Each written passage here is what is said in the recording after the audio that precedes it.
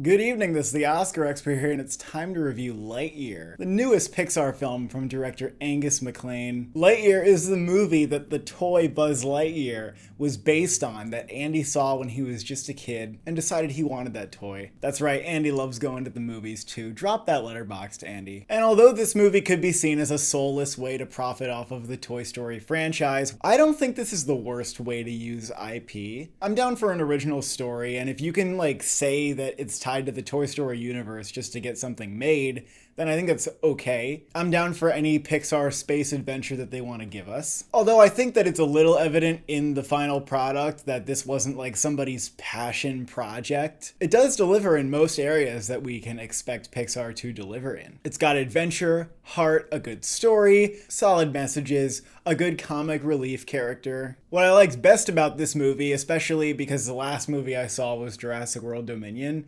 is that the action is very character driven. Buzz is this very focused, self-absorbed person who gets off on feeling competent and in control. And the movie's constantly examining and challenging his shortcomings and his worldview. I was worried that at some point the movie would lose itself in some action scene where they're all just fighting a bunch of robots and there's nothing to really care about. But it always remained focused and grounded with the characters. It even gets slightly existential as Buzz examines the passage of time and how his one-track mind may be leading him to miss other experiences in the world. So although I would defend this movie on having some level of depth and character development, I also got the feeling that Buzz is not the kind of character that Pixar would have been interested in exploring had he not been tied to an intellectual property, which is sort of another way of saying that the movie feels a little uninspired. Props to the writers for giving him a personality that feels real, flaws that feel real, but overall the character being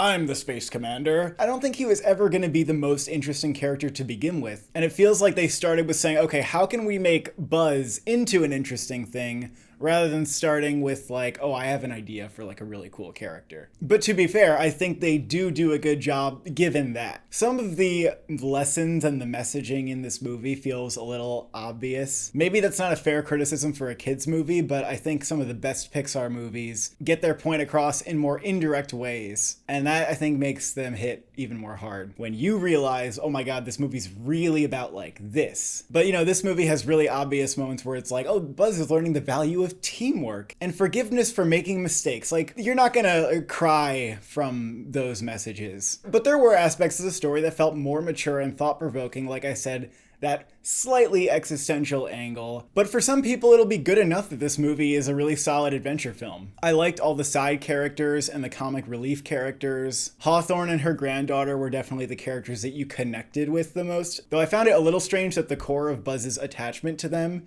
is whether or not they're competent and good at working with him. I think some of the connections in this movie could have felt deeper, and maybe that's another reason why it didn't hit as hard for me. I liked Darby and Taika Waititi as that duo, and Socks was certainly one of the most delightful parts of this movie. Before watching it, I was okay, I get it, you have a cute animal sidekick in a Disney movie. We've seen this before. But in the middle of the movie, you could have found me Socks!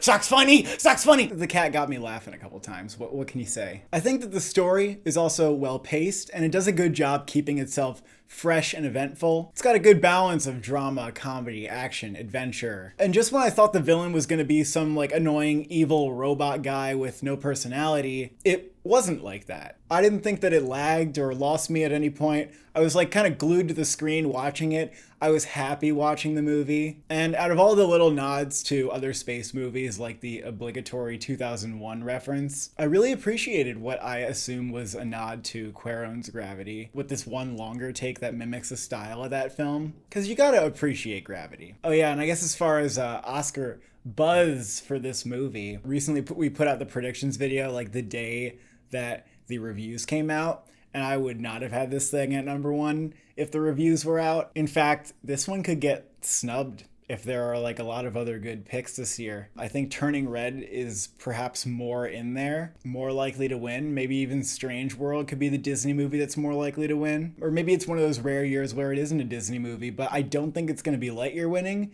I think Lightyear's in trouble of not getting nominated considering the reviews, but it may just as well like kind of be in there. And with that, I also don't think it has a shot for sound or visual effects or score. So I really did like this one overall. I'm giving it a 7 out of 10. Thank you for watching. Thank you for subscribing. What movie inspired you to get a toy?